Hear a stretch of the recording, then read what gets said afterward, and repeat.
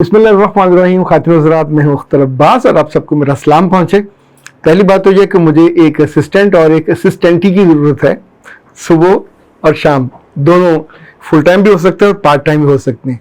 लाहौर से होने चाहिए, सब्ज़ार, इकबाल टाउन, ये इलाका इसके आसपास से होने चाहिए ताकि उनको आने जाने में दिक्कत ना हो। और अब पूछेंगे काम क्या है, तो उनसे सब्जियाँ नहीं उगानी, फूल भी नहीं लगाने, ज़रा सोशल मीडिया का काम करना है। ओके, तो जिसने भी अप्लाई करना है अपना प्रोफाइल, अपनी तस्वीर, और अगर आपका इस मामले में तजर्बा, यानी हमारे पास सिखाने को वक्त नहीं होगा और आप तनख्वाह पूछेंगे तो वो अच्छी माकूल है। और माकूल ये कि आपकी ज़रूरतें उससे आराम से पूरी हो जाएंगी। जब आप मज़ीद उसमें ग्रो करोगे, आपके आने से हमें फ़ायदा होगा तो आपको उस तनख्वाह और बढ़ जाएगी। ओके, अब आते हैं एक ऐसे मसले की तरफ जो लड़कियों के साथ मुसलसल और मुतवातर पेश आता है।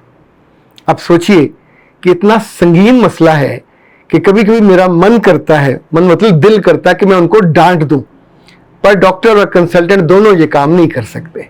दोनों को सब्र का एक बड़ा सारा पत्थर अपने सीने पे और दिल पे रखना पड़ता है। आप सोचिए कि एक लड़की जिसकी शादी नहीं हो रही, 30 साल की हो गई, 32 साल की हो गई, 35 साल की हो गई, तो इसका मतलब है कोई कॉम्प्लिकेशन है जो शादी नहीं हो पा रही।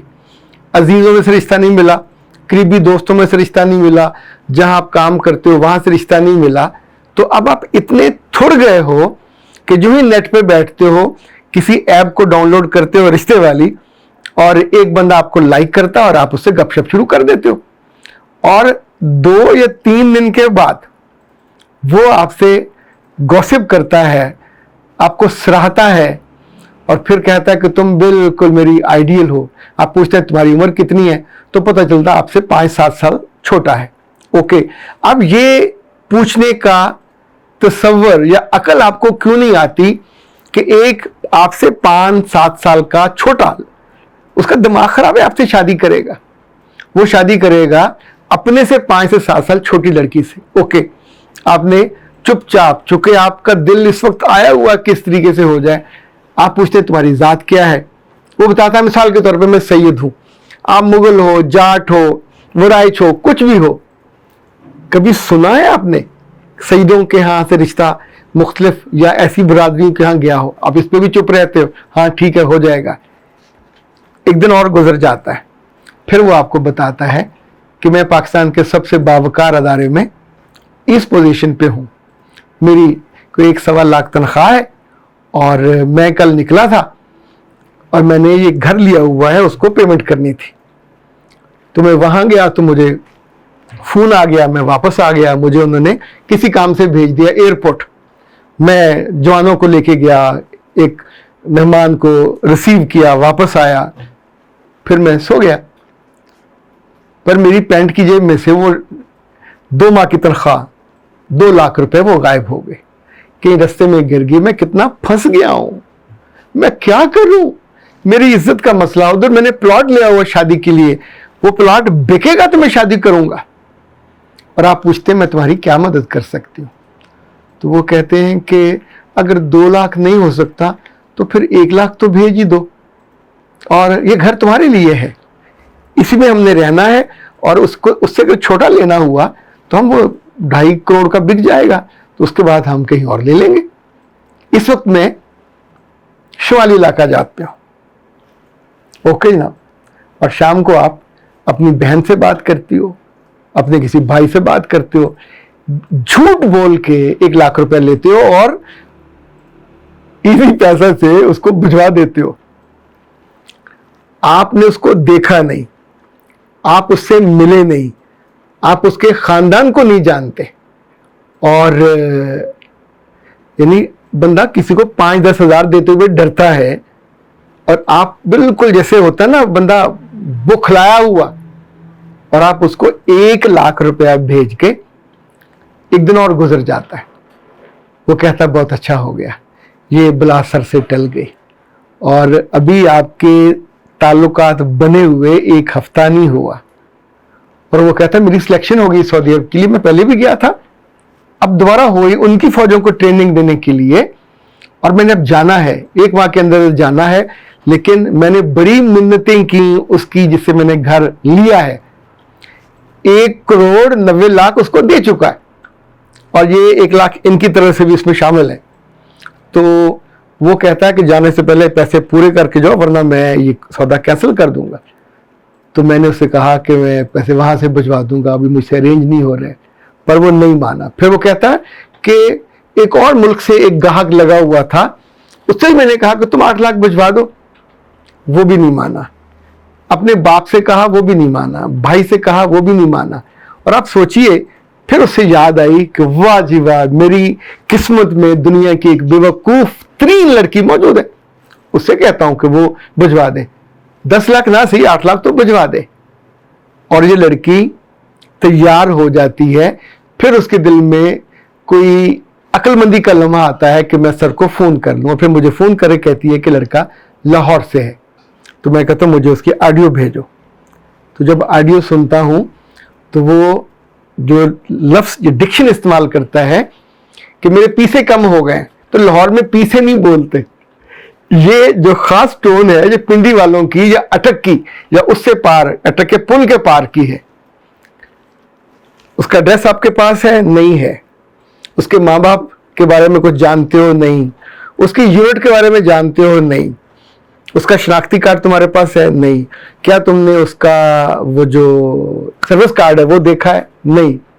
تو آپ سوچئے اتنی ساری, یعنی آپ نے 35 برس میں 36 برس میں عقل کا جو تھوڑا سا بھی وہ ہوتا ہے. اچھا پھر میں نے اس سے کہا اس کا نام ذیشان تو نہیں ہے, اس کا نام عبداللہ تو نہیں ہے, اس کا نام فاخر تو نہیں ہے؟ اس نے کہا نہیں یہ نام نہیں ہے.